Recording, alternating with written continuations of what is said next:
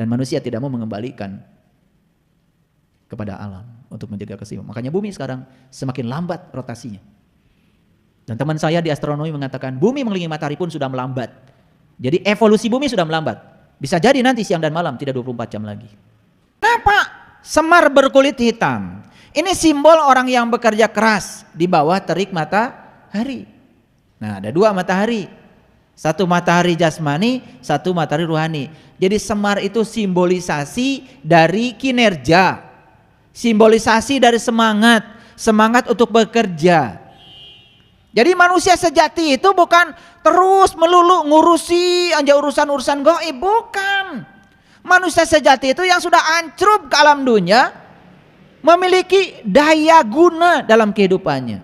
Makanya dia itu diwujudkan dengan kulitnya warna hitam, terbakar sinar matahari, cicing we di imah. Tanu cari cing di imah lain Semar. Hayo we ngagelis. Sieun hideung cenah. Ya nggak apa-apa, tetapi apa gunanya Anda? Ngerti maksud saya? Turun ke bawah, turun ke bawah. Nanti saya jelaskan. Saya mau menjelaskan hari ini ilmu tertinggi. Nanti saya jelaskan sebentar lagi. Jadi kulitnya hitam itu menggambarkan dia terbakar sinar matahari karena dia itu penuh semangat, energetik. Memiliki kinerja yang tinggi. Orang yang sudah mengenal jati dirinya, dia tahu datang ke dunia bukan untuk ngurusi akhirat. Datang ke dunia memayu hayuning bawono, nguruskeun dunia. Tetapi ketika ngurusi dunia, dibawa nilai-nilai akhirat. Kan sudah ada di sini 99 Asmaul Husna. Paham? Makanya ini pikirnya tidak liar, dikendalikan oleh kesadarannya.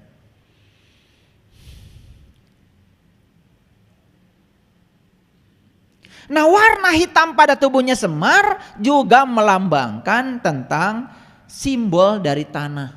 Makanya tanah, bumi itu disimbolkan dengan warna hitam.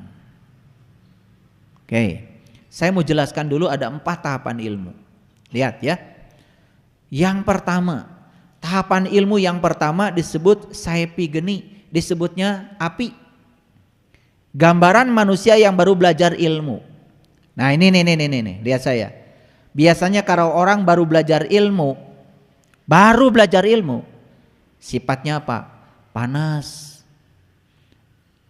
emosian, dikit-dikit debat. Biasa. Ini masih tahapan pertama, namanya saepi geni. Ini namanya ilmu api.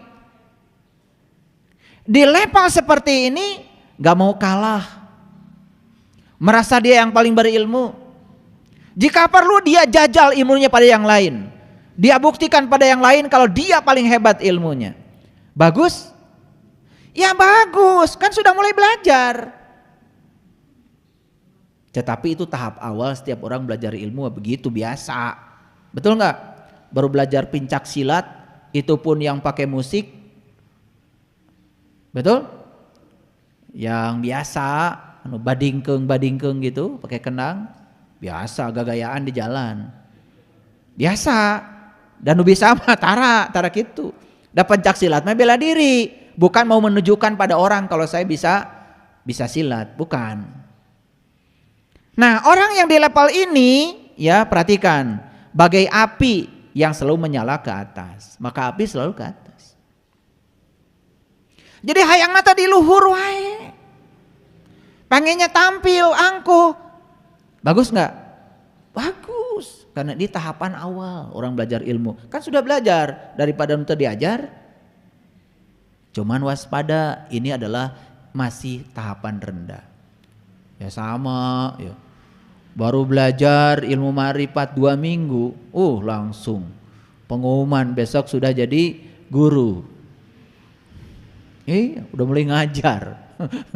Mana-mana ya. Poe keneh udah ngajar. Yang kedua ilmu saepi bayu namanya. Ini lambangnya angin. Ini gambaran manusia yang ilmunya sudah sedikit lebih tinggi di atas Saipy geni. Nah, sifatnya seperti angin. Kalau angin kan menerpa siapapun merata. Nah, orang di level ini kebijaksanaannya sudah mulai naik. Gak apa-apa, sudah mulai memandang setiap orang sama, tidak membeda-bedakan, ya, gitu. Jadi dia sudah punya mata yang sama buat seluruh manusia. Mulai ada penghargaan buat setiap orang tuh sama, tidak merasa dirinya paling unggul. Ini ilmu yang kedua. Nah, ilmu yang ketiga, nah ini dua tahapan ilmu ini oleh Semar nggak dipakai, nggak dipakai. Tahapan ilmu yang ketiga namanya Saipy banyu, air. Ini gambaran manusia yang ilmunya lebih tinggi lagi daripada Saipy yang tadi, Saipy angin dan Saipy api. Sifatnya sudah mulai turun ke bawah. Cai, tahu cai? Api mas selalu turun ke bawah. Dan air turun ke bawah. Dan air itu disediakan wadah kayak apa? Dia ngikutin bentuk wadahnya. Nah, ini yang disebut dengan sing bisa ngigelan. Sing bisa ngigelan kehidupan. Sing bisa cai. Makanya ilmu cai ini level ketiga. Makanya ciri orang yang sudah di level ini fleksibel, persis seperti air, mengalir ke bawah dan air itu selalu mengikuti bentuk tempatnya. Itu tempatnya kotak-kotak, tempatnya lingkaran-lingkaran, tempatnya mangkok-mangkok, tempatnya piring-piring, tempatnya gelas-gelas. Itulah air, sudah mulai bisa beradaptasi. Maka saya sering bilang, kecerdasan adalah kemampuan beradaptasi terhadap perubahan. Nah, orang yang gampang beradaptasi pada perubahan ini sudah mulai cerdas. Cerdas tidak ada hubungannya dengan sekolah, karena sekolah hubungannya dengan intelek. Kalau cerdas hubungannya dengan intelijensia, kesadaran. Nah, itu pentingnya ngaji diri. Dan air itu saking lembutnya, meresap aja, meresap. Coba, air tumpah di karpet, meresap ke dalam karpet. Pernah gak ada orang, itu karpet meresap ke air? Pernah gak?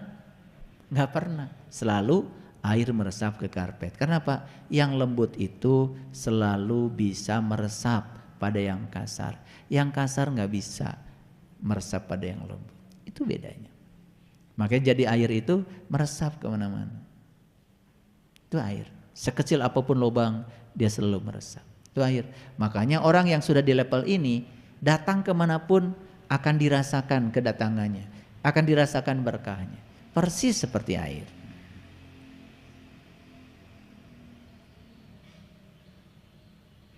Nah, ilmu tertinggi, ini ilmu tertinggi namanya ilmu bumi, disebutnya tanah. Itu sebabnya Semar badannya berwarna hitam. Hitam melambangkan tanah. Apa artinya? Semar itu perlambang dari orang yang sudah kenal jati dirinya, hidupnya sudah membumi. Nah, ini yang keliru. Kita sering bilang orang suci itu nu eta nu arinit kaleuweung. Orang suci itu orang yang hidup di kehidupan seperti teratai. Semakin kotor tempatnya dia semakin suci. Bukan menolak kotoran, bukan lari dari kenyataan. Orang yang lari ke hutan belajar agama eta mah sieun ku kahirupan. Cicing we di kamar, ngawirid cenah. Alhamdulillah abdi mah salami di leuweung teu kagoda. Rek kagoda naon di leuweung. Tapi anehna teh nu balik ti leuweung sok jadi pananyaan.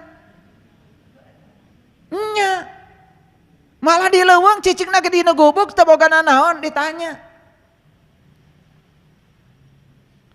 Kumaha cenah cara supaya abdi hoyong dagang laku? Eta nanya dagang ka jelema anu cicing di leuweung ngarti dagang ge henteu, manehna ge tara dagang-dagang acan. Lamun hayang nanya ilmu dagang tanya ka tukang dagang. Da urang mah sok salah. Paham? Kalau ingin belajar ilmu tentang rumah tangga, tanya orang yang sudah berumah tangga lama. Pernah mengalami masalah di rumah tangganya tetapi tetap aja utuh, tanya. Ieu mananya anu can kawin. Da balik ti leuweung teh kumaha teu nyambung. Nah, ilmu yang paling tinggi namanya ilmu bumi, namanya ilmu tanah. Jadi perhatikan saya. Siapa orang yang paling tinggi ilmunya adalah orang yang sudah membumi. Yaitu orang yang sudah menjadi manusia yang berguna lahir batin. Dan dia sudah nincak sukuna di bumi. Manusia biasa atau manusia luar biasa? Manusia biasa. Makanya manusia biasa adalah orang ilmunya paling tinggi. Nusara rakti mah eta mah. Hese pae.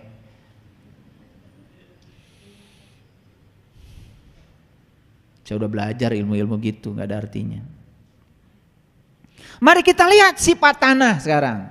Jadi ilmu yang tertinggi namanya ilmu bumi, ilmu tanah. Apa sifat tanah? Satu, sifat tanah mah diam. Betul? Kecuali kalau longsor. Sifat tanah mah cicing we. Api gerak, air gerak, angin gerak. Ari tanah cicing we tanah. Tanah itu diinjak-injak oleh banyak orang tapi cicing we. Makanya orang yang sudah membumi ilmunya tinggi, sudah mencapai puncak ilmu yang tertinggi, ilmu bumi, diinjak, dihina, di apa? Cicing.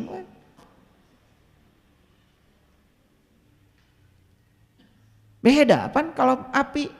Coba api, keanginan we saeutik, centil. Betul nggak? Iya. Centil. Guplak, pahe.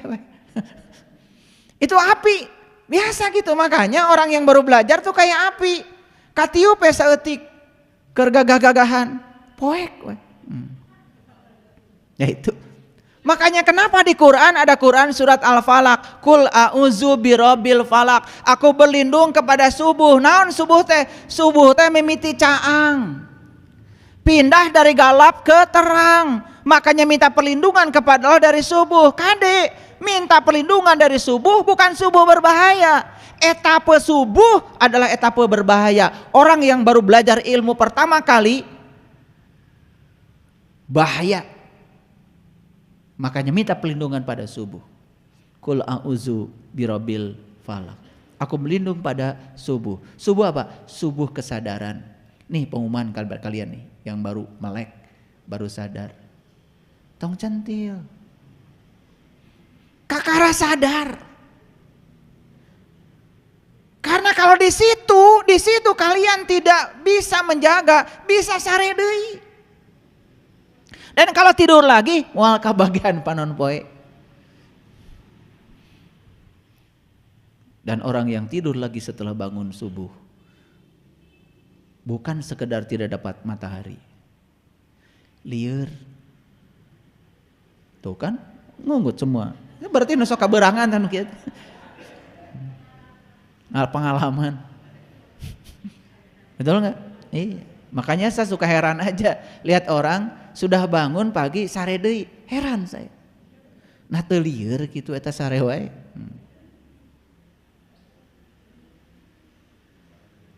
Paham maksud saya? Ini ngerti enggak dari tadi saya bicara?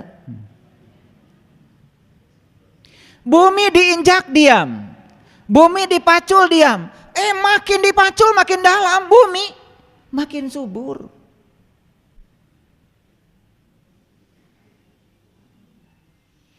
Cangkul, cangkul, cangkul yang dalam, menanam jagung di kebun kita.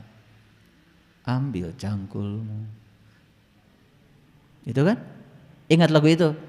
Itu lagu Ma'rifat.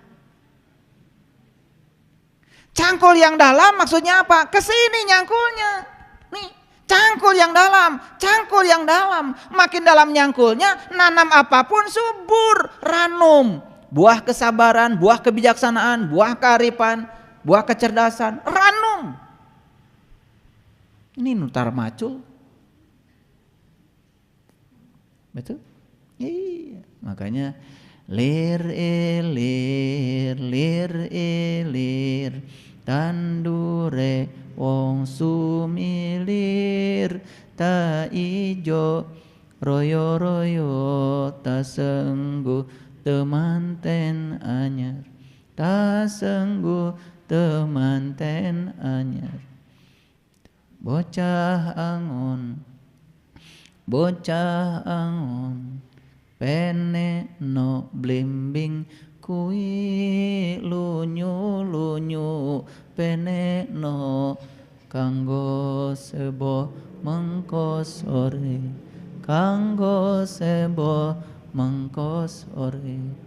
mumpung padang rembulane ya mumpung padang mumpung caang ya. Bumi itu tidak marah walau manusia merusaknya.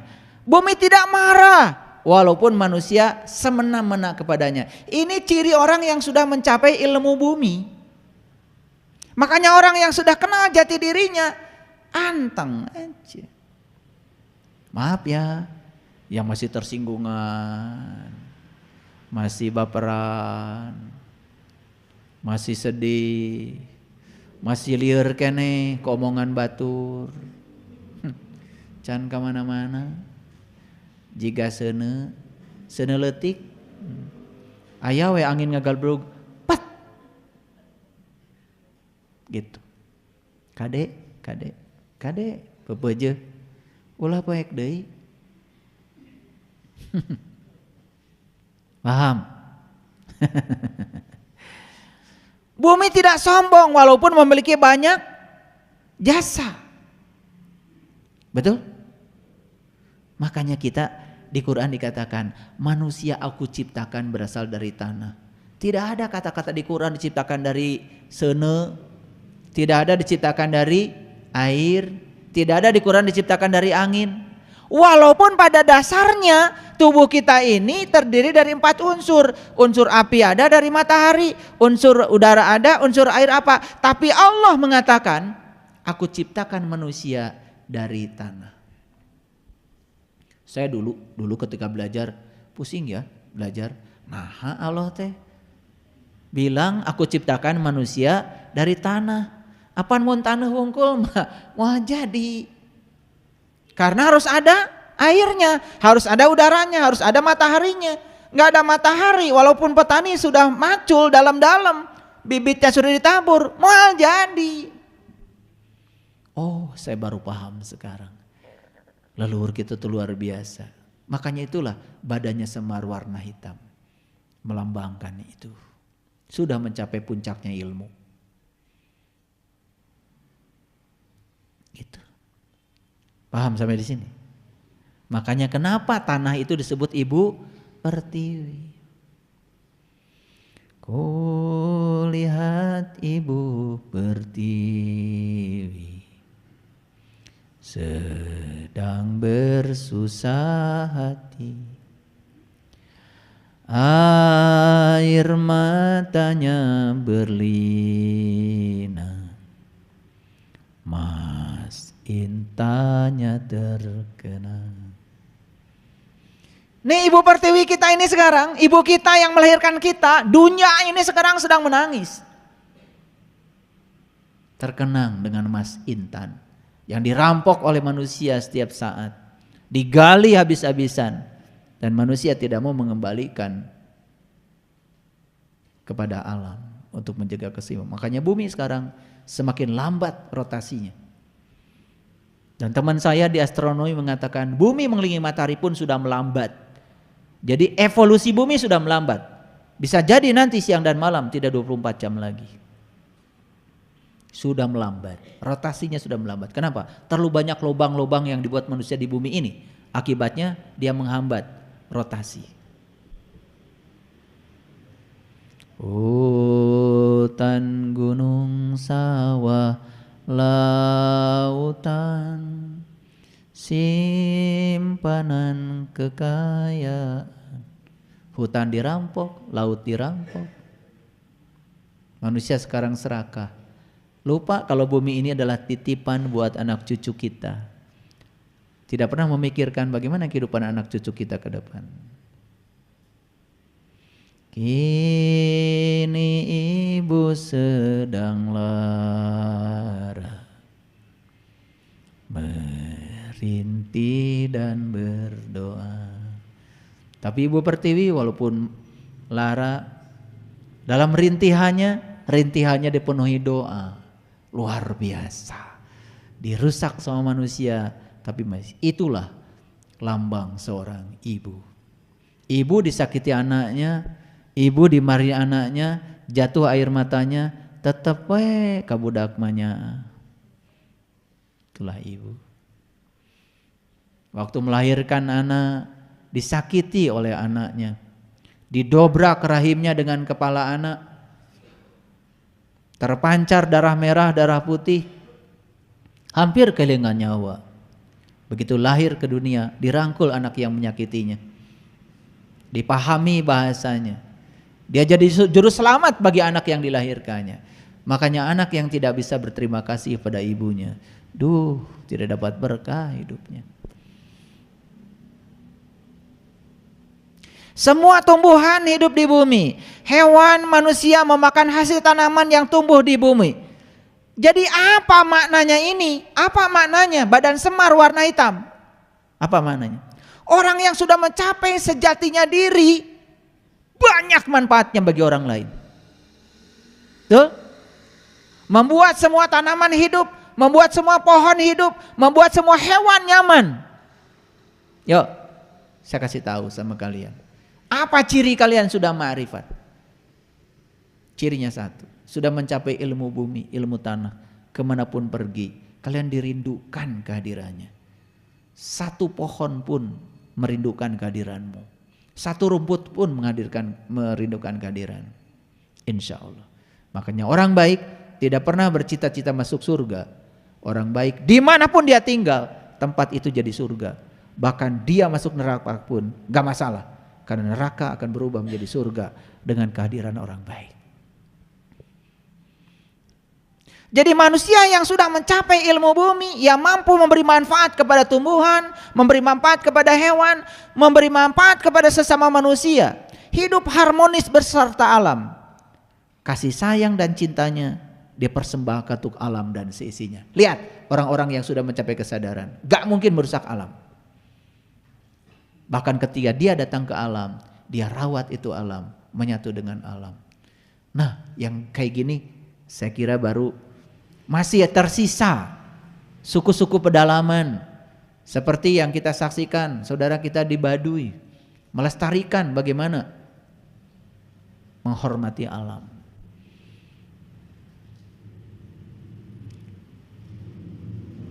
Jadi ngerti sekarang kenapa kulit semar warna hitam, ngerti? Oke. Sekarang kita bahas wajah semar, warnanya putih berseri. Maka di Quran dikatakan, pada saatnya akan ada orang-orang beriman yang wajahnya putih berseri. Jadi orang beriman itu wajahnya putih berseri. Makanya lucu kalau ada orang membuat semar, warna wajahnya aneh, harus putih. Karena leluhur kita memberikan lambang itu. Apa maknanya?